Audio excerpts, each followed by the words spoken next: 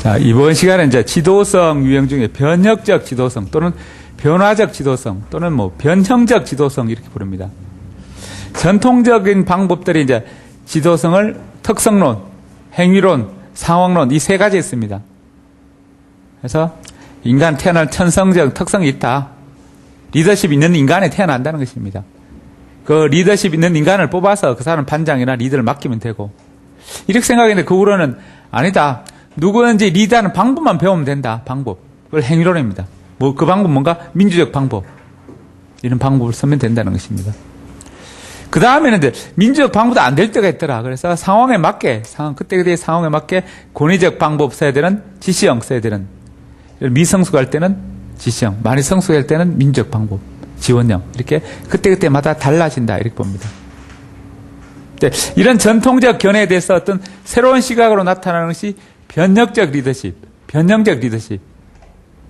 기존에는 리더는 현상, 조직을 잘 유지하는 그런 관점이 있다면 이제는 조직을 새롭게 변화시키는 그런 측면으로 바라보는 것이 변혁적 리더십, 변화적 리더십 또는 변화지향적 리더십 이렇게 부릅니다. 그래서 기존에 보던 관점하고는 새로운 관점을 새롭게 인식하게 됩니다. 조직을 변화시키는 측면으로 보기 때문에 새로운 관점으로 보는 것입니다. 또 구성원들도 새롭게 보게 됩니다.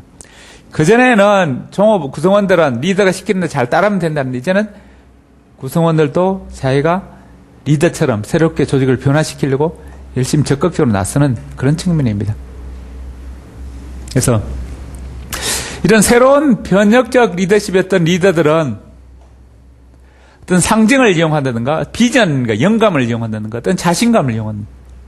그래서 히딩크처럼 상황에 갈 수 있다, 갈 수 있다, 갈 수 있다 이렇게 여러분 임용시험 합격할 수 있다, 합격할 수 있다 자신감을 심어주는 것입니다. 사실 이제 지방에서 그러니까 공부하는 거 서울에서 노량진 공부와 차이점은 주변에 가는 사람들이 합격한 사람이 많습니다. 지방에서 합격한 적으니까 안 되는 사람 많고 하는 사람 적으니까 하면 될까 이렇게 의구심이 많은데 노량진은 합격하는 사람 많으니까 제도 되고 주변에 되는 사람을 많이 보게 됩니다. 그다음에 공부하는 방법도 자 지방에서는 같이 모이면 스타트하면 놀자 분위기입니다. 괜히 열심히 하면 쪽팔립니다. 길 가면서 이렇게 단어장 보고 이렇게 막 다니면은 쟤 미쳤냐 봐. 쟤 왜 저래? 쟤 잘못 먹었나? 이렇게 생각합니다. 열심히 공부하는 애들 이상하게 봅니다. 열심히 안 하고 그냥 놀면서 놀망졸망 하는 애들이 정상적이고 열심히 하는 이상하게 봅니다. 괜히 또 나 자신도 창피합니다. 길 다니면서 막 단어장 외우고 책 보고 막 이렇게 버스 하면서 이렇게 손잡으면 책 보고 이렇게 막 하면 화장실 기다리면서 뭐 단어장 보고 이러면 이상한 눈치를 봅니다. 근데 노량진은 그렇게 하면 와 이러면서 대단한 눈치로 봅니다. 존경심을 요구하는 존경. 시각에 다른 분위기가. 또 같이 이제 몰면서 스타트하면서 놀자는 분이 놀자 하고는 그 공부하는 쪽이 공부하는 게 당연한 거 노는 애도 이상하게 봅니다. 고시원 와서 노는 애들 좀 이상하지 않나 이런 시각으로 보게 됩니다. 그래서 열심히 하는 애들이 당연하다 보고 열심히 하지 않는 애들이 이상하다 이렇게 보는 분위기입니다. 그러니까 분위기가 좀 다르고 또 열심히 하는 사람이 많다 보니까 그게 휩쓸리게 됩니다. 또 학교별로 이렇게 뭐 지방 학교별 차이가 있지만 또 지역별로 이렇게 노량진이나 서울에 있는 사람 좀 열심히 하는 사람들을 같이 모이면 자기도 열심히 하게 됩니다. 그래서 노량진에는 공부하는 맨날 이렇게 야구 모자 쓰고 추리닝 입고 샌들 신고 머리도 일주일 안 감고 다녀도 다른 사람 이상하게 보지 않습니다. 그냥 한 달 내내 안 빠른 추리닝 입고 꼬질꼬질한 추리닝 입고 일주일 내내 머리 안 감고 뭐 세수도 뭐 이틀 3일 안 하고 모자 눌러서 그냥 다녀도 노량진에서는 아무렇지도 않게 봅니다. 그냥 자랑스럽게 봅니다. 아, 저기 공부할 시간 없어서 그냥 다니는 거 이렇게 보는데 동네에서는 그렇게 다니면 저 좀 이상한 애 아니냐고 이렇게 봅니다. 추리닝 입고 다니면 그 폼이 뭐냐고 슬리퍼 신고 다닌다고 뭐 욕합니다. 그런 것처럼 그 분위기가 달라집니다. 마찬가지로 새로운 조직에 새로운 변화를 일으키는데 뭐 여기 노량진에서는 어떤 제일 중요한 자신감이 생기는 거예요. 다른 사람 공부하는 사람들을 많이 보게 됩니다. 또 열심히 하는 사람, 합격하는 사람 많이 보기 때문에 아 나도 저 사람 같이 저 정도 하면 합격할 수 있다 이렇게 보게 됩니다. 사실 그런 분위기를 이렇게 밀어주는 그런 효과가 있습니다. 그래서 뭐 지방에서 공부하는 거하고 뭐 서울에서 노량진을 공부하는 거 좀 차이점 그 점입니다. 물론 뭐 돈이 많이 들고 비용도 많이 드는데 자, 집에서 뭐 자, 직접 수업을 인강 듣는 사람도 인강 하나 계속 오늘 아니면 내일 들어도 되고 내일 아니면 그 다음 들어도 됩니다. 그러다 보니까 자꾸 내일로 미루게 됩니다. 사실 뭐 학원 들어서 온 사람들은 그냥 오늘 이번 달 오늘 안 들으면 다음 들을 수 없기 때문에 기왕 오늘 듣게 됩니다. 그 다음 내일은 딴 거 할 수 있는데 인강 듣는 사람 오늘 일이 있으면 미루고 다음날 듣게 됩니다. 그래서 딴 사람들은 한 달 만에 다 떼는데 자기는 한 달 반, 두 달 더 밀리게 됩니다.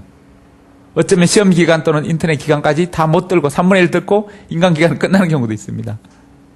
그래서 직강 적어도 직접 와서 이렇게 들으면 제 시간에 들을 수 있고 또 친구들 야 놀자 캠핑 가자 스키장 가자 그런데 나 학원 들어야 돼 못 가 이렇게 이야기할 수 있는데 인강 들어 이렇게 하면 야 다음에 들어도 되잖아 가자 뭐 이렇게 이야기합니다. 그럼 자기 자신이 또 유혹에 취약한 상태로 몰게 됩니다. 그래서 친구들은 나 학원 들어가야 돼 그러면 거절할 명분이 되는데 인강 듣는다 그러면 거절할 명분이 잘 안 생깁니다. 그러다 보니까 놀다 오면은 친구들 경쟁자부터 점점 밀리게 됩니다. 근데 사실 이제 임용고시 사실 어렵지 않습니다. 과정을 따라가기만 하면 다 합격합니다. 근데 그게 따라가는 게 힘듭니다. 자, 1, 2월 달에 초 이론만 듣고 3, 4월 달에 기원만 5월 시험만 7, 8월 문제 풀이고 9, 10월에 모의고사 이렇게 쭉 따라가면 다 합격하는데 자꾸 이렇게 미루게 됩니다. 오늘 못하면 그러다 보면 처음에는 조금 진도가 딴 사람들 친구보다 몇 페이지 정도 미뤄졌습니다. 그게 하루에 한 페이지 가면 이틀이면 2페이지, 3일에 3페이지, 4페이지. 한 페이지씩 미뤄져도 결국 1년이면 300페이지가 미뤄집니다. 책 한 권 분량이 친구보다 미뤄지게 됩니다. 보통은 뭐 하루에 진도가 우리가 제대로 하면은 만에 한 사람 하루에 뭐 100페이지 보는 사람도 있고 50페이지 보는 사람도 있고 있는데 결국 하루 못하면 그 정도 분량이 계속 누적되다 보니까 그게 누적되다 보니까 점점 경쟁자들부터 자 1, 2월 달에 뭐 5%, 10%, 3, 4월 5%, 10% 해서 한 여름 방학 지나면 한 3분의 1은 포기하게 됩니다. 결국 진도가 정상적으로 따라가는 사람보다 3분의 1은 이미 이렇게 해서 후진그룹으로 밀려나게 됩니다. 우리 마라톤에서 또는 뭐 이렇게 스케이팅 보면 이진 그룹으로 뒷그룹, 후미 그룹으로 밀려나게 됩니다. 결국 이제 여름 방학 때 또 지나면 또 한 3분의 1은 또 그룹으로 후진 그룹 또 밀려나게 됩니다. 선두 그룹과 중간 그룹, 후미 그룹. 도서관에 같이 다 열심히 하고 독서를 공부 열심히 하지만 이미 레벨이 이렇게 밀려나갑니다. 그래서 9월달 모의고사 하면 또 이렇게 3분의 1 밀려나고. 그걸 최종적 선두 그룹에 유증하는 사람은 그 10%,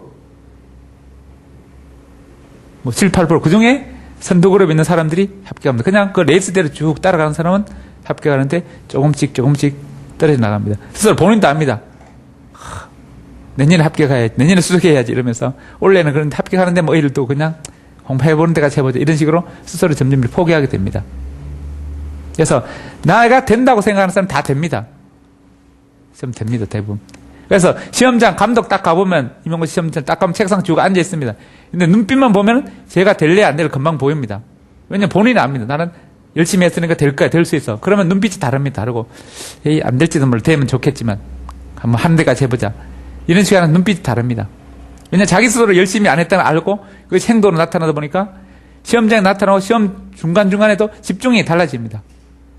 한 달 남기고 두 달 남기고 세 달 남길 때 집중이 달라집니다. 그래서 똑같은 1시간 공부에도 물에 들어가는 분량이 다릅니다. 똑같이 8시간 해도 얘는 1000개의 단어가 들어갔다면 나는 800개 받고 다른 애는 700개, 600개 밖에 안 들어갑니다. 똑같은 시간에 똑같이 공부해도 머릿속에 남는 분량이 집중 정도가 달라집니다. 자기 건 심리 동기가 다르기 때문에. 난 된다고 되는 사람은 머리 싹싹 들어가는데 똑같은 사람은 내가 안 된다고 생각하면 그보다 적은 분량이 기억에 남게 됩니다. 그래서 쭉 시간대로 따라가면 스스로 자신감이 붙게 됩니다. 아, 열심히 했고 될까 이렇게 자신감 붙고 그러다 보니까 더 잘 되고 계속 밀리다 보니 안 될지도 몰라 안 될 거야. 안 되는 거 확실해. 하지만 됐으면 좋겠다. 기대감만 갖고 확신감이 없어지는 것입니다. 그래서 확신감이 기대감으로 떨어질 때부터 후미그룹으로 이렇게 밀려나게 됩니다. 학습 효과 떨어지고 본인의 학습에 집중하는 시간도 떨어지게 됩니다. 그래서 티어가 단 한 명 나더라도 누군가 된다. 티어가 단 한 명이다. 누군가 되는데 그 누군가가 바로 나다. 누군가가 됩니다. 단 한 명 뽑아도 누군가 됩니다. 그 누군가가 여러분과의 학생이 될 수 있고, 여러분 같은 독서실에 공부하는 사람이 될 수 있고, 여러분 옆자리에 앉은 사람이 될 수 있고, 누구나 될 수 있는데 그 자리가 바로 나다, 나. 내가 바로 한 명 자리를 차지할 거다. 이렇게 생각. 그래서 꾸준히 가면, 레이스를 밟아가면 남들이 다 이렇게 후미로 밀려나게 됩니다. 남들이 다 포기해 줍니다. 내가 포기 안 하고 끝까지 버티면 남들이 다 포기해 줍니다. 임용시험은 마찬가지 모든 건 사법고시, 행정고시, 고시라는 것은 내가 합격하는 것이 아닙니다. 남들이 포기해 줍니다. 나는 레이스대로 계속 꾸준히 달려가기만 하면 됩니다. 정상 속도로. 요즘 영어 나오는 페이스메이커처럼 페이스를 계속 유지하면서 달려가기만 마라톤 달려가면 됩니다. 그 속도로. 그럼 중간에 놀고 싶은 유혹도 있을 것이고, 친구들 야 놀자, 캠핑 가자, 뭐 하자 하고 내일 듣고 뭐 야 놀고 다음에 공부하지 뭐 보강 들어 뭐 이러면서 유혹이 있지만 계속 뿌리치고 페이스대로 3월 달에 또는 1월 달에 계획했던 걸 꾸준히 밀고 나가는 사람 다 됩니다. 중간에 포기하지 않으면, 자기 유혹하지 않으면. 다르게 생각하면 친구들보다 최소한을 포기하지 않으면 되면, 그 다음에 친구들보다 하루에 30분만 더 한다 그러면 친구들 다 제칠 수 있습니다. 하루에 30분. 그게 이틀은 1시간, 3일은 1시간 계속 이렇게 됩니다. 그래서 내가 놀고 싶을 때, 책상에 일어나고 싶을 때 포기하지 않으면 됩니다. 저도 이렇게 공부하다 보면 이제 공부하기 싫을 하기 싫을 때 막 놀고 나가고 싶을 때, 그럴 때는 허리띠를 풀어서 의자하고 막 묶어놨어, 묶어두고. 그것도 안 돼가지고 자전거 체인으로 의자하고 허리를 이렇게 하면서 자물쇠를 잠궈놓습니다. 그래도 또 열고 밖으로 나가면 놀러 갑니다. 안 되면 이제 고시원에서 잠궈놓고 열쇠를 복도에 던져놓습니다. 그럼 한번 열려면 의자를 이렇게 안고 끙끙 가서 열어야 됩니다. 스스로 불편하게 해서 책상에 앉아있도록 좀 더. 그러면서 아니다, 공부해야지 이러면서 하기 싫더라도 쉬더라도 책상에서 쉰다. 한번 밖으로 나가게 되면 다시 돌아오기 힘들어집니다. 한번 놀기 시작하면 여름방학, 겨울방학 특히 이렇게 뭐 스키 타러 간다, 여름 수영한다, 친구들 어울리기 위해서, 또는 뭐 봄에 날씨 좋을 때 데이트하러 나가고, 그러면 한번 그쪽에, 사실 공부는 고통스러운 것이죠. 노는 것은 재밌습니다. 재미 쪽으로 이렇게 단맛에 가게 되면 다시 선맛으로 돌아오기 힘들어집니다. 계속 처음에 1월 달에 계획했던 그대로 밀고 나가면 됩니다. 그래서 1월 달에 이렇게 도서관에 보면 점령하다가 도서관 독서실의 자리에서 옆자리에 하나씩 비어나기 시작합니다. 그럴 때는 쾌재를 불러야 됩니다. 경쟁력 한 명 떨어졌다. 그렇지 않고 제 주말에 뭐 하고 갔을까? 어디 놀러 갔을까? 남자친구하고 만나서 뭐 했을까? 이런 자꾸 생각이 궁금하게 되면 결국 옆자리 경쟁자하고 똑같아집니다. 그 사람은 놀면서 떨어졌지만 나는 놀지도 않고 딴 사람 노는 거 생각하면서 떨어지게 됩니다. 얼마나 억울합니까? 쟤는 뭐하고 놀았을까? 그 고민하면서 떨어지게 됩니다. 어쨌든 그런 분위기가 조직을 좌우하게 됩니다. 그래서 그런 분위기를 이끌어갈 수 있는 리더가 바람직한 리더다, 이렇게 보는 것이 변혁적 리더십입니다. 그래서 합격할 수 있던 비전, 영감 이런 걸, 자신감 이런 걸 심어주고, 또 개인적 배려, 개인에 체크해주고, 그래서 책임과 이런 것들을 공유하게 됩니다. 같이 서로 교류하고 커뮤니케이션하고, 주로 이렇게 상징, 비전, 영감, 이렇게 추상적인 것을 주로 많이 사용하게 됩니다. 반대로 전통적 리더십은 상이나 벌 이런 걸 사용합니다. 잘하면 상 주고 못하면 벌 줍니다. 벌은 바로 아픔이나 쾌감을 느껴집니다. 상은 눈으로 보입니다. 눈에 보이니까 달콤을 주어집니다. 그래서 다 구체적인 것, 형이학적 요소를 사용해요. 형이학적 요소. 이거는 비전, 영감, 상징, 자신감 이런 것은, 배려 이런 것은 다 형이상학적, 추상적인 것, 추상적인 것으로 이렇게 구성원들을 이끌어가는 것, 그런 특징이 있고, 전통적 리더십은 구체적인 것, 눈에 보이는 것, 이것을, 그래서 이걸 다른 말로 이걸 외적 동기, 이건 내적 동기 이렇게 부릅니다. 그래서 눈에 보이는 것으로서 동기 유발합니다. 그런 것들이 전통적 리더십의 특징입니다. 그래서 이걸 다른 말로 보상적 리더십, 보상. 잘하면 상으로 보상해주고, 못하면 벌금으로. 이렇게 보상하는 있는 방식이 전통적 리더십의 특징입니다. 따라하세요. 변형적 리더십. 변혁적 리더십. 새로운 관점. 인식의 전환. 상징, 비전, 영감 사용어. 상징, 비전, 영감. 자, 자신감. 개인적 배려. 자, 책임 공유. 자, 전통적 리더십. 상벌 사용. 보상적 리더십. 자, 전통적 리더십을 보상적 리더십 이렇게 이야기합니다. 보상, 상벌을 이용한다 해서. 그런데 새로운 리더십인 변형적 또는 변혁적 리더십 또는 변화지향적 리더십입니다. 이런 것은 상징이나 비전, 영감 이런 보이지 않는 듯한 것을 이용합니다. 그래서 자발적으로 움직이게 하고 이거는 수동적으로 움직이게 합니다. 그런 점에서 차이가 있습니다. 그 외에 또 사항에 교육적 지도성 이런 기타 이렇게 자 지도성, 도덕적 지도성 또는 문화적 지도성, 초우량 지도성 뭐 다양한 형태가 있는데 도덕적 지도성 어떤 도덕성을 강조합니다. 도덕성 상벌이 아니라 도덕성. 자 변혁적 지도성은 자신감, 영감, 비전, 상징 이런 것을 사용하는데 여기는 도덕성. 자 도덕이니까 높은 도덕성을 갖추기 위해서 이렇게 해야 된다. 뭐 채찍 못하면 채찍이나 잘하면 상을 주는 것이 아니라 자 잘하면 도덕적 칭찬. 너는 잘한다 도덕적 인간. 못하면 비도덕적 인간. 이런 식으로 자 조직을 이끌어가는 것이 도덕적 지도성입니다. 또는 문화적 지도, 아까 이렇게 문화를 만들어가는 것입니다. 주로 여기 문화적 지도성의 문화는 어떤 문화? 허심탄회하게 이야기할 수 있는 그런 분위기, 문화를 만들어주는데 초점을 두는 리더십이 문화적 지도성입니다. 다음에 초우량 지도성은 스스로 이끌어갈 수 있도록, 스스로 이끌어가는 건 뭔가? 전통적 리더십에는 리더가 이렇게 시키면 구성원들은 열심히 따라가는 게 최상의 목표입니다. 시키는데 잘하면 됩니다. 리더가 이끄는 대로 따라가면 됩니다. 그런데 여기는 구성원들이 스스로 자신을 이끌어간다. 리더가 시켜서 가는 것이 아니라 구성원들이 스스로 자신을 이끌어간다. 이게 무슨 의미냐면 구성원들이 내가 리더라면 나한테 어떤 요구를 부탁했을까? 예를 들어 내가 과장이라면 나한테 어떤 요구를 했을까? 어떻게 하라고 지시했을까? 내가 사장이라면 나한테 어떻게 지시했을까? 내가 이렇게 계장인데 지금 과장이라면 나한테 어떤 것을 요구했을까? 어떤 걸 부탁했을까? 생각하고 스스로 그걸 추리해서 스스로 움직이는 것입니다. 그러면 계장은 과장의 입장에서, 과장은 부장의 입장에서, 부장은 사장의 입장에서 자기보다 한 단계 높은 입장에서 자신을 바라보면서 자기한테 요구되는 것이 뭔가?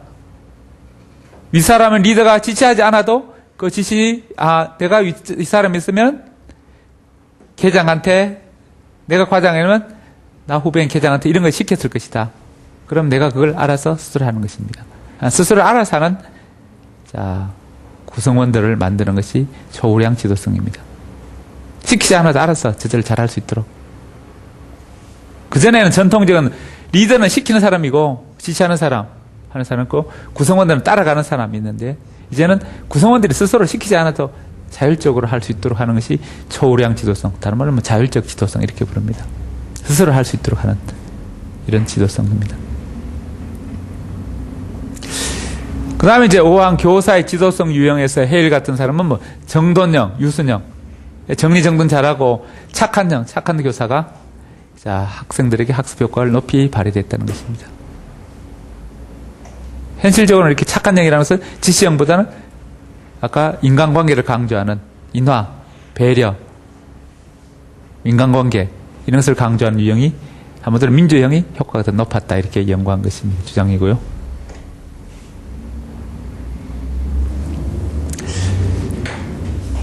그 다음에 동기이론부터는 그러면 다음 시간에 하겠습니다. 오늘 여기까지 하고 동기이론 기니까요.